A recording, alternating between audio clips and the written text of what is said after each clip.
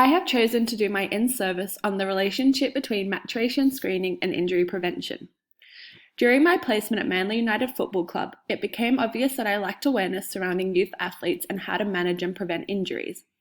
Every day during my placement, young athletes ranging from 8 to 13 would come to the physios complaining about pain in either their heels, knees, or groin. I was in shock that so many young players were experiencing pain. My understanding was that young players should be pain-free, while older players would experience aches and soreness. Not only was I unaware of how common these types of injuries are, but that they can actually be prevented through tracking the growth and understanding what phases players are in.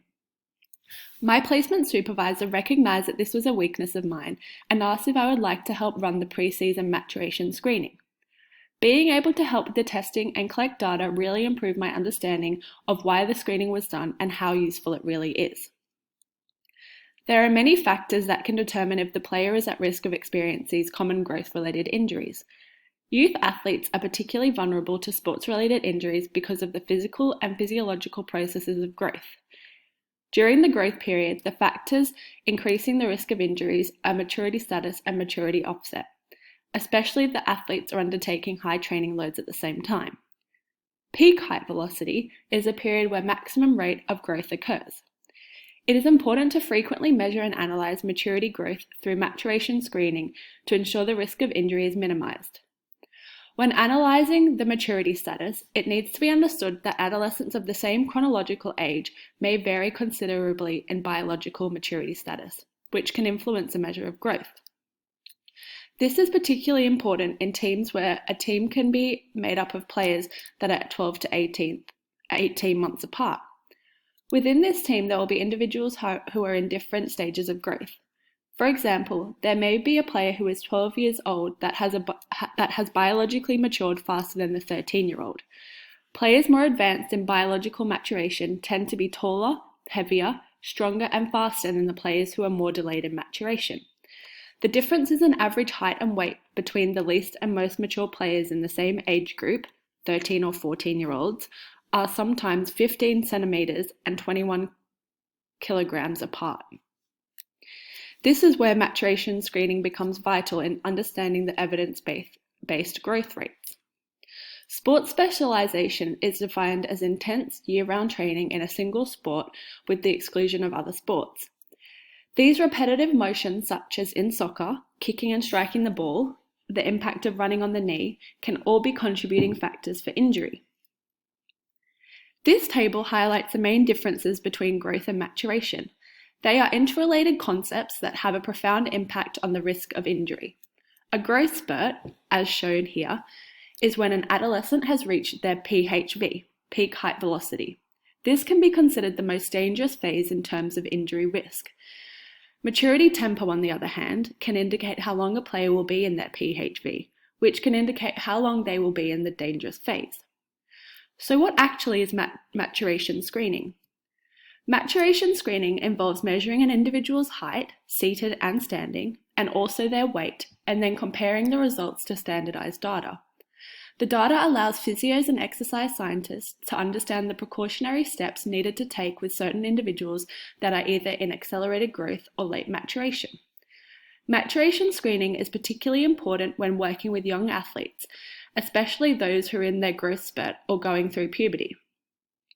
Regular body measurements provide physios, coaches, and exercise scientists insight into the maturation of players, especially during PHV, where training programs should be adjusted to reduce the chance of growth-related injuries. Once the data has been obtained, the physios will compare it to normalized data from the ADEP, the Australasian Pediatric Endocrine Group. This will allow the physios to group players into categories, either early, PHV, which is accelerated, or late. Having categories of players in a team helps a coach understand which players are in what stage.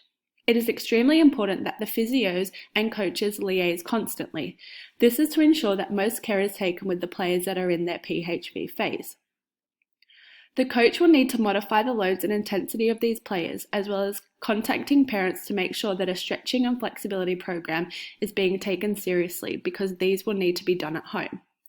Certain ways that training can be adapted to accommodate these players include joker players, which is playing for both teams in a small-sided game, splitting the team into 3 different groups, so then there is a break for each team after they have played 5 minutes of a small-sided game, organise a training session so that running drills are dispersed throughout the session and aren't done all at once, alternate between running, ball work, agility, and other drills to make sure that repetitiveness isn't actually being done, allow for small breaks if needed, and for drills with partners, refrain from pairing the tallest, biggest players with the shortest, smallest. Pair evenly. Injuries can affect muscles, ligaments, tendons, bones, and growth plates. In children, these structures are still growing, and the growth is generally uneven. Bones grow first, which pulls at tight muscles and tendons. This uneven growth pattern makes younger athletes even more susceptible to muscle, tendon, and growth plate injuries. Growth plates are the areas of developing cartilage where bone growth occurs in children. The growth plates are weaker than their nearby ligaments and tendons. Repetitive stress can lead to injury of the growth plate and disrupt the normal growth of the bone. Sever's disease, which shown in this image is located in the heel, is one of the most common causes of heel pain in children, and often occurs during adolescence where a child has hit their growth spurt. Sever's disease is an inflammatory condition of the growth plate in the heel bone. Running, jumping, and being active leads to repetitive stress on the growth plate as the foot strikes the ground. This results in inflammation in the growth plate, which causes the heel pain. Osgood-Schlatters disease is where the child has pain at the front of their knee due to the inflammation of the growth plate at the upper end of the tibia. This growth plate, known as the tibial tubercle, is a bump near the top of the tibia where the tendon from the kneecap attaches to the bone.